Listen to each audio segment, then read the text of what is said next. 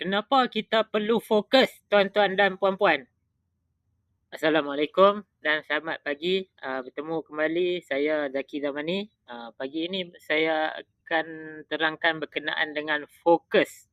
Fokus kita, fokus dalam menjalani kehidupan harian kita, fokus dalam keluarga, fokus dalam rancangan perniagaan, fokus dalam kerja kita harian, fokus dalam membesarkan anak-anak dan lain-lain lah. Kenapa kita perlu fokus ni?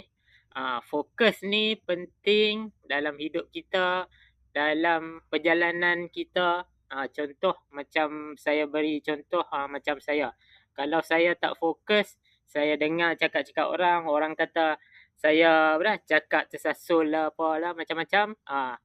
Orang kata saya bercakap banyak sangat ke apa semua, contoh macam tu. Kalau kita fikirkan cakap orang, kita tak fokus apa yang Tuhan amanahkan kepada kita, apa tanggungjawab kita, kita akan habis banyak tenaga dekat situ sebab kita fikirkan benda-benda lain yang benda-benda yang tak membina diri kita.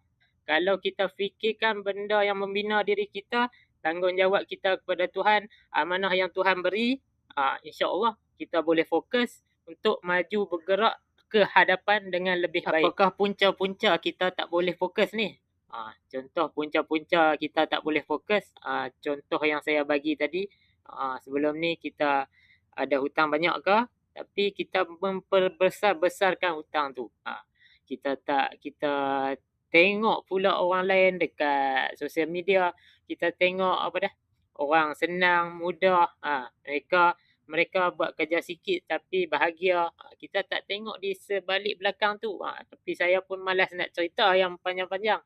Sebabnya bila kita tengok ke arah situ, ke arah orang lain, benda ni akan mengurangkan tenaga kita untuk fokus, untuk bergerak ke hadapan. Bila kita tengok kejayaan orang tapi kita tak tahu dia punya belakang selok belok, susah peritnya, tapi kita nak macam tu juga tapi kita tak fokus dengan diri kita, kita ni habiskan tenaga yang banyak sebab kita memikirkan orang lain. Sepatutnya Tuhan beri amanah kepada kita. Apa amanah kita? Kerja ke, dalam menjalankan tanggungjawab keluarga ke, membesarkan anak ke, menjaga agama ke, menjaga bangsa ke, agama dan negara ke. Kita kena fikir apa yang tanggungjawab Tuhan dah bagi kepada kita. Bila kita fikir tanggungjawab tersebut, baru kita boleh fokus. Baru kita tenaga kita dilebihkan kepada fokus yang dah ditetapkan untuk kita, barulah kita boleh melangkah maju ke hadapan. Kalau kita duk fikir yang ke belakang, fikir masalah, tengok orang dan sebagainya, fokus kita mudah terganggu dan tenaga akan habis dan kita masih stagnan duduk tempat yang sama. Bagaimana kita nak fokus kalau kita banyak masalah? Yang ni dulu saya pun sama juga, tuan-puan dan puan-puan. Fikir macam-macam masalah hutang, masalah silap berniaga, silap percaturan dan sebagainya. Tapi benda tu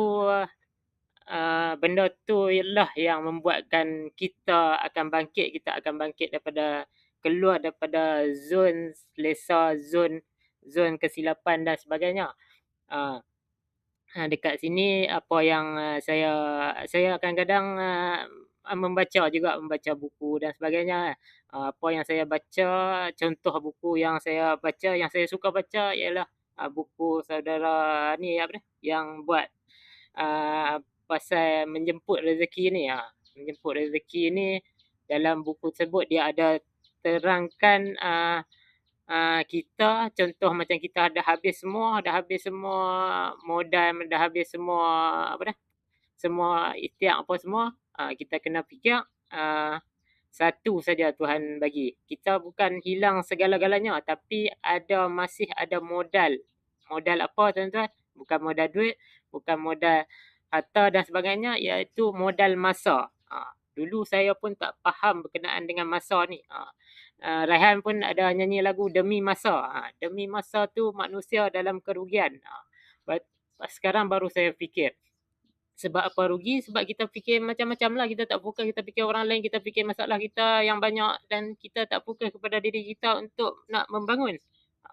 Dari situlah kita banyak rugi tenaga dan rugi masa depan kita. Sejak daripada itu saya fikir masa ni perlu sekarang. Saya sekarang dah tak bangun lewat dah semua, syukur alhamdulillah. Tak bangun lewat apa semua, saya bangun pagi, saya cuba cari jalan untuk maju ke hadapan, untuk melangkah juga hari tu. Contohnya nasihat dalam apa yang saya baca dekat buku-buku ni, ada pasal tentera lah. Tentera dia kata pagi-pagi dia kata bangun, dia kata kalau boleh sekurang-kurangnya kemaskan tempat tidur dulu. Contoh macam hari tu kita ada masalah dengan tempat kerja ke dan sebagainya, tapi kita bawa balik tu, kita akan tengok tempat tidur kita yang yang dah tersusun rapi sebelum kita pergi kerja.